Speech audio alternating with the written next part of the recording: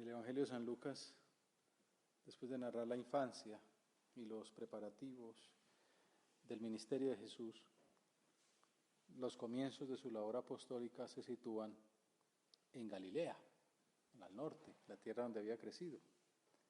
El capítulo 4 del Evangelio del evangelista médico, vemos al Señor en la sinagoga de Nazaret, presentando lo que podríamos llamar su programa de acción pastoral. En primer lugar, enseñó que en él se cumplían las profecías mesiánicas. Dios libraría a su pueblo y lo haría a través de la misión suya. Fue a Nazaret, donde se había criado. Entró en la sinagoga, como era su costumbre los sábados, y se puso en pie para hacer la lectura. Le entregaron el rollo del profeta Isaías. En ese entonces no había libros, sino papiros.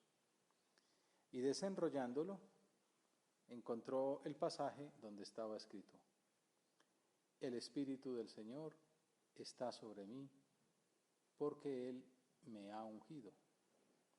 Vemos de pasada las costumbres del Señor, cómo frecuentaba la sinagoga los sábados, por ejemplo. Solo que en esta ocasión se puso en pie para hacer la lectura. Al desenrollar el sagrado pergamino, encontró un texto del profeta Isaías en el que se presentaba al Mesías, al ungido, lleno del Espíritu Santo. Ya desde los primeros pasajes de su narración, el evangelista muestra esa unidad inefable que hay entre las personas divinas. El Padre que unge al Hijo con el poder del Espíritu Santo. Había narrado en la Encarnación que el Paráclito descendió sobre María. Y en el bautismo había descrito esa teofanía, esa manifestación junto al Jordán. El Espíritu en forma de paloma, el Hijo que se bautiza y el Padre que habla: este es mi Hijo el amado, en quien pongo mis complacencias, escuchadle. Lo había llevado el Espíritu Santo durante 40 días por el desierto, mientras era tentado por el diablo. Y ahora, en los inicios de la predicación de Jesús, capítulo 4 de San Lucas, dice: volvió a Galilea con la fuerza del Espíritu. Muy bonito ver esa intimidad y en nuestra misión cristiana de ser otros Cristos, dejar obrar al Paráclito, darle esa primacía a la gracia divina. La escena concluirá con la reacción polémica de su pueblo ante la explicación del motivo por el cual no se hacía en su terruño los milagros que se contaban de otras poblaciones. Todos en la sinagoga se pusieron furiosos y levantándose lo echaron fuera del pueblo. No era ninguna cosita sencilla. Y lo llevaron hasta un precipicio del monte sobre el que estaba edificado el pueblo con intención de despeñarlo. No era un simple resentimiento. Pues claro, Jesús era Dios y aquí se ve que también cuando vino el huerto de los olivos hubiera podido hacer lo mismo, que es pasar por el medio, ¿no? En este caso no había llegado su hora y disuelve aquella manifestación. Pero Jesús se abrió paso entre ellos y seguía su camino. Benedicto XVI, que meditó muy a fondo estos pasajes, concluye que precisamente con el mensaje de gracia que Jesús trae, se inaugura la perspectiva de la cruz. Desde el primer momento, junto con la gloria de Dios, la alegría que portan los ángeles, está el sello de la cruz, porque la alegría es consecuencia de la entrega, es fruto de la cruz. Pentecostés es fruto del Calvario. Y lo vemos en la vida ordinaria. En todos los momentos de Jesucristo está esa sombra de la redención. Con el mensaje de gracia que Jesús trae, se inaugura la perspectiva de la cruz. Lucas, que ha redactado con gran cuidado su evangelio, ha puesto muy conscientemente esta escena como una especie de título para toda la obra de Jesús. Esa perspectiva de la cruz muestra el camino, pero también la meta, la redención, el perdón de los pecados, la liberación de los oprimidos, la evangelización de los pobres. ¿Cuáles son, nos podemos preguntar con este punto clave sobre el cual podemos hacer este rato de oración, cuáles son los destinatarios principales de su mensaje? Me ha enviado, dice, a evangelizar a los pobres, a proclamar a los cautivos la libertad y a los ciegos la vista, a poner en libertad a los oprimidos, a proclamar el año de gracia del Señor como un jubileo. Ya veíamos antes que María y José, cuando van a la presentación del Señor en el templo, a la purificación de la Virgen, van contándose entre los pobres, los Anawin. Y María, en el canto del Magnificat, dice que el Señor ha puesto la mirada en la humildad de su esclava. Jesucristo muestra su predilección por aquellos que ocupan los últimos lugares a los ojos de los hombres. También hemos visto en la Navidad que los llamados, los que participan en primer lugar de la noticia son los humildes pastores que trabajan a medianoche, que son pobres. No es una simple situación económica o social. Según la Sagrada Escritura, los pobres, cautivos y oprimidos son aquellos que se reconocen necesitados de la misericordia divina. Por eso hay ricos que son pobres y pobres que son ricos. Dice San José María, se anuncia el Evangelio a los pobres, leemos en la Escritura, precisamente como uno de los signos que dan a conocer la llegada del reino de Dios. Quien no ame y viva la virtud de la pobreza no tiene el Espíritu de Cristo. Por esa razón, María es la primera entre los pobres del Señor, entre esos pobres de Israel, los Anawin. Pidámosle a Jesús que nos ayude a meditar en su amor a esta virtud, para aprender de Él a ser pobres en el Espíritu y merecer la bienaventuranza prometida en el Sermón del Monte, porque de ellos es el reino de los cielos. A Jesús lo tenemos como modelo, y entonces hay que tenerlo de modelo, todas las virtudes, también el modelo de vivir la virtud de la pobreza. ¿Cómo viviste, Señor, esta virtud del desprendimiento? Podríamos preguntarle a cualquiera de los asistentes a la sinagoga y nos contaría lo que transmite la Escritura. Jesucristo, dice San Pablo, siendo rico se hizo pobre por vosotros para enriqueceros con su pobreza. Siendo rico se hizo pobre. El ideal humano es, usted que es pobre, le voy a enseñar la manera de hacerse rico. Hágase rico, ¿no? Y entonces venda mi producto y se hará rico, lo cual termina siendo mentira. Pero es ese tema humano, de ese afán de hacerse rico, como la realización de la esperanza humana. Dios, que es nuestro modelo, es rico. ¿Y qué hace para mostrarnos el camino? Se hace pobre. Siendo rico se hizo pobre para enriqueceros con su pobreza. Vaya paradoja. La pobreza enriquece. No es lo que enseña el mundo, que valora a la persona por lo que tiene en el banco. Amigo, ¿cuánto tienes? Tanto vales, diría el famoso compositor. Principio de la actual filosofía. Y como nosotros nos movemos en ese ambiente, corremos el riesgo de contaminarnos con esa mentalidad, de sentirnos mal cuando escasean los medios materiales, o de poner nuestra esperanza en las capacidades económicas, en lo que poseemos nosotros o nuestra familia. En cambio, cuando Jesús quiere manifestar su amor a alguien, por ejemplo el joven rico, le pide que se haga pobre, que lo deje todo por él. que venda las posesiones y la dé a los pobres, para que se enriquezca con la pobreza cristiana. Una pobreza que tiene muchas manifestaciones, no es simplemente un número de pesos o de dólares que uno pueda tener en el bolsillo o en el banco. Obviamente también incluye eso, ese desprendimiento de los bienes materiales. Pero también incluye, por ejemplo, el desprendimiento de sí mismo, que cuesta mucho, y una de sus manifestaciones es desprenderse de las posesiones, pero desprenderse de uno mismo, del amor propio, del estar siempre pendientes de nuestras cosas, de nuestros trabajos, de nuestro descanso, del prestigio profesional que tenemos, de qué opinión tienen los demás de nosotros. Espejito, espejito, ¿quién es la más bonita? ¿No? Está uno ahí. Corazones generosos, dice San José María, con desprendimiento verdadero, pide el Señor.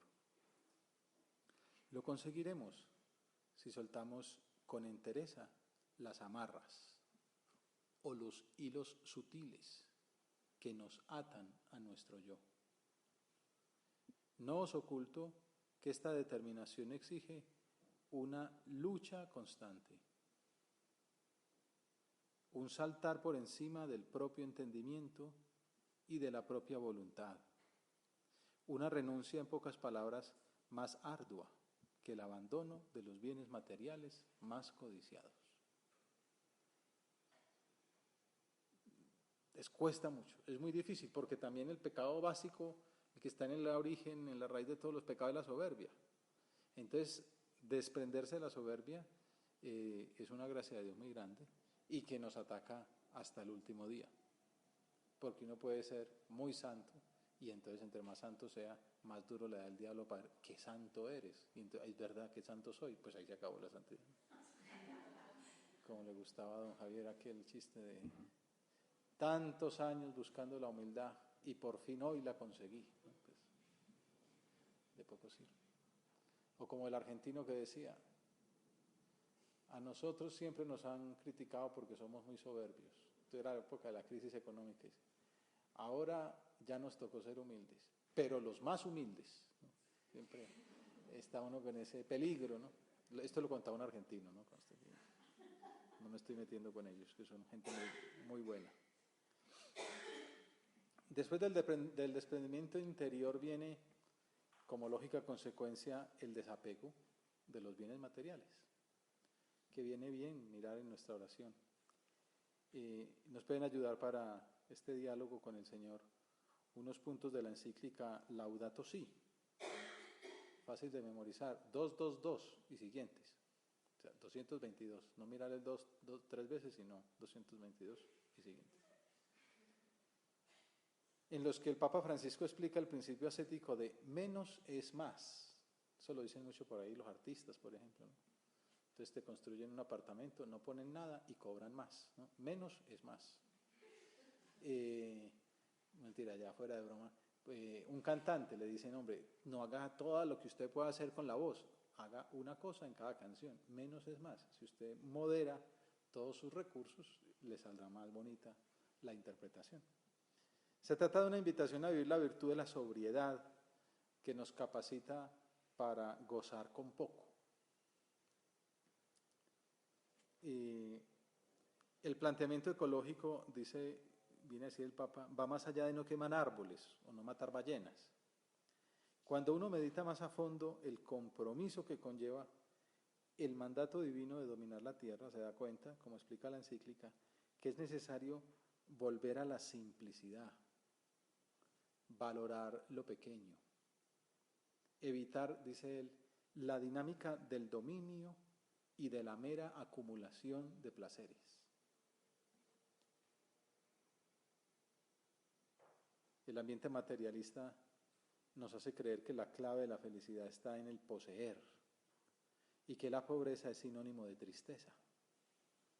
Por el contrario, la dinámica del Evangelio es que la pobreza enriquece, hace feliz, acerca más al Señor. Si estamos cerca de Cristo y seguimos sus pisadas, dice Borja, hemos de amar de todo corazón la pobreza, el desprendimiento de los bienes terrenos, las privaciones. Por eso San José María decía en su juventud, pobreza, gran señora mía. O le decía a Jesús en su oración, pues ya que quisiste ser pobre, dame amor a la virtud de la santa pobreza. En estos días caí en la cuenta de que se cumplió un aniversario más del día en que tomó una decisión, en medio de una pobreza muy grande, después de la guerra, tomó la decisión de no cobrar estipendios por la misa, algo que es justo. Nosotros los curitas de algo tenemos que vivir y entonces pues lo habitual es que cobramos por celebrar la misa y entonces con ese dinero comemos, ¿no? Y pagamos el alquiler y compramos ropa. Pues él pidió para él y para todos los sacerdotes de la prelatura que no cobráramos los estipendios de la misa. Pues hoy día uno no tiene eso, pero pues trabaja en un sitio y le pagan, ¿no?, un salario más o menos digno. Pero en aquel entonces era la única fuente de ingresos que tenía y renunció a ella, diciendo, me pongo en las manos de Dios. Dame amor a la virtud de la santa pobreza. Como diciendo, la obra de Dios, la misión que el Señor me ha entregado, no va a salir adelante porque tengo millones en el banco, porque entonces no sería obra de Dios, sino obra del banco. Y entonces también por eso vio como una dádiva del Señor que su papá se hubiera quebrado cuando él era niño, porque entonces salió sin un peso, sin una peseta. Salió con la gracia de Dios, con la oración de los enfermos, con el trabajo y la santidad de esas primeras personas. La sobriedad, la sencillez, la pobreza, la humildad son caminos de la verdadera felicidad, porque enseñan a contentarse con poco, a no crearse necesidades, a contentarse con lo suficiente para pasar una vida sobria y templada. Y por eso ve uno gente por ahí muy pobre y muy feliz. Y luego ve gente muy rica. Estos días me hablaba un sacerdote de un anciano ya moribundo en un apartamento de muchísimos millones, con ventanales que miraban a toda la ciudad, y con los hijos en el extranjero, y un par de enfermeras que lo cuidaban. O sea, mejor estar en una casa bien humilde, rodeado por los hijos, por la familia, por el amor. Un ultramillonario y solito. Pues el pobre cura pues ahí lo saludaba, lo acompañaba. Fue la única compañía que tuvo junto con esas enfermeras.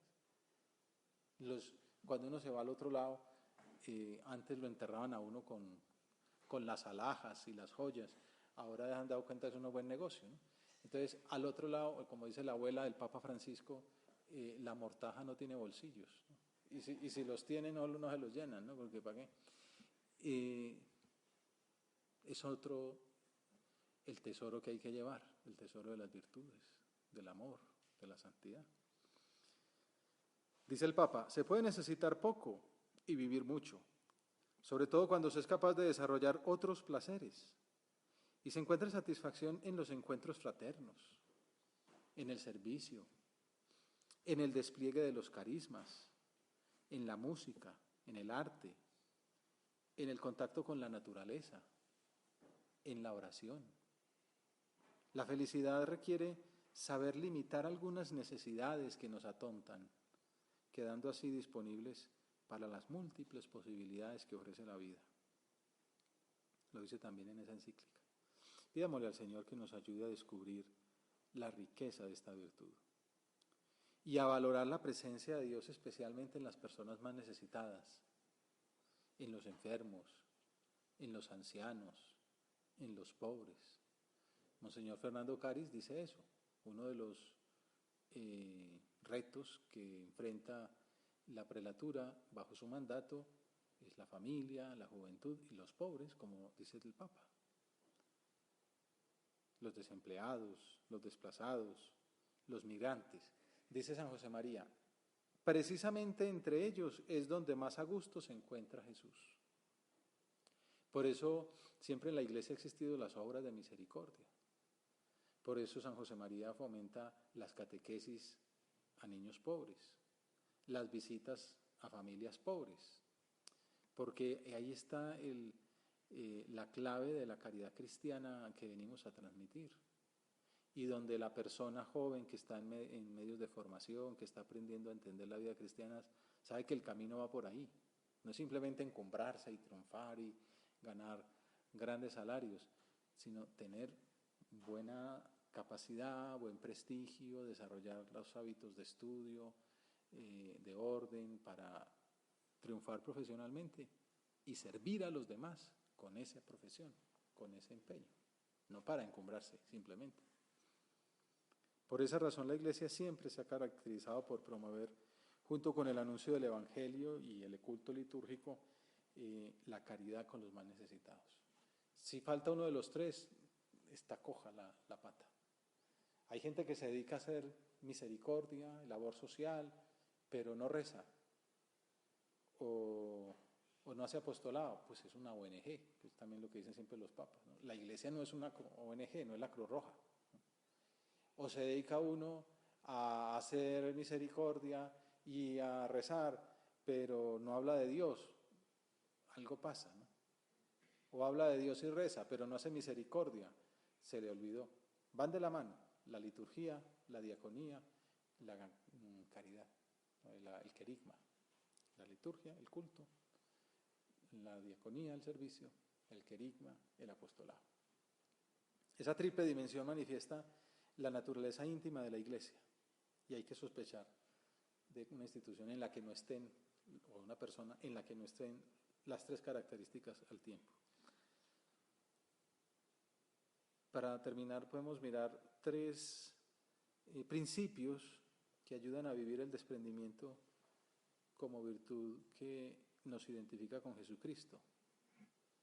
Decía San José María, no tener nada como propio, no tener nada superfluo, no lamentarse cuando falta lo necesario. Y luego unos corolarios de esos principios. Cuando se puede escoger, elegir la cosa más pobre, menos simpática. No maltratar las cosas que usamos. Hacer buen uso del tiempo. Eso, si uno lo mira despacio, ahí tiene muchos propósitos concretos para llevar a la vida diaria. Dejarlo todo por el Señor. Era otra frase que le gustaba mucho al fundador del Opus Dei. En latín se dice relictis omnibus. Dejadas todas las cosas, le siguieron a Jesús los apóstoles. Entonces le gustaba jugar con esa palabra porque omnibus, también hay quien le dice así al bus. Entonces, dejado el bus, ¿no? Dejado todo, siguieron a Jesús. Una vez un sacerdote le preguntó, ¿cómo concretaría vivir lo del ómnibus? ¿Cómo dejarlo todo? Y respondió, yo creo que todos vosotros eso lo tenéis muy determinado, sacerdotes al fin y al cabo. Mirad la llamada del Señor a los primeros 12. Inmediatamente lo dejan todo, relictis omnibus. No tenían mucho. Si quitamos a Mateo, el amigo de Zaqueo, los demás me parece a mí que andaban como vosotros y como yo, a la cuarta pregunta. Vamos a decir pues que no tienen dónde caer muertos. Pero no consiste en el dinero, ni consiste en grandes terrenos, ni consiste en tener un barrio en una ciudad. Es que hay muchas cosas dentro de nosotros que no las queremos soltar. Y realmente nosotros no tenemos derecho a tener en nuestro corazón más que el amor a Dios. Ahí ya tenemos para hacer examen. Después, con ese amor y a través de ese amor, viene el amor a todas las criaturas. De modo que, relictis omnibus. El que se queda dentro del ómnibus se fastidió. No es feliz, es desgraciado, es desgraciado. Bueno, pero además del cuidado personal, de la virtud de la pobreza, también estamos llamados a promover a nuestro alrededor la justicia social, de acuerdo con nuestras capacidades, fomentando los propios talentos para hacerlos servir, rendir al servicio de los demás. Pero también tenemos la invitación a vivir las obras de misericordia, como el Papa recordó en ese año jubilar, visitas a pobres y enfermos que mencionamos antes, catequesis, a necesitados, ayudar a los que necesitan nuestra asistencia, como explicar una lección, acompañar en la soledad, ayudar al cuidado de los niños, generar empleo, pagar lo justo a los empleados, vivir las exigencias de la propia vocación cívica en cuanto a impuestos, votaciones, participación, todo eso también forma parte de esa virtud. Pero la principal manera de fomentar esa justicia social es santificando el propio trabajo, haciendo rendir el tiempo, trabajando bien. No se trata de que todas las personas de buena voluntad para hacerlo tengan que laborar en organismos de beneficencia, ¿no? Que para ser santo hay que ser dama gris de la Cruz Roja, pues no, seguramente muchas damas grises de la Cruz Roja serán santas, pero uno tiene que ser santo trabajando en un equipo de fútbol, en el cuerpo de bomberos, en una oficina burocrática, en un hospital, en una farmacia, donde sea. Cada uno, desde su trabajo hecho cara a Dios, con espíritu de servicio, honradamente, desempeña una insustituible labor de justicia. Decía don Álvaro, Dios quiere que permanezcáis en vuestro lugar. Desde ahí estáis realizando una labor colosal en nuestro puesto, el que a cada uno le ha tocado, en beneficio de los pobres e indigentes, de los que padecen ignorancia, soledad y dolor, en tantas ocasiones a causa de la injusticia de los hombres. Porque al buscar la santidad con todas vuestras fuerzas, santificando el trabajo profesional y las relaciones familiares y sociales, contribuís a informar la sociedad humana con el espíritu cristiano. Decíamos al comienzo que la Virgen Santísima fue la primera entre los Anahuín, entre los pobres del Señor. A ella le pedimos que nos ayude a imitar el ejemplo de su Hijo, que siendo rico se hizo pobre para enriquecernos con su pobreza.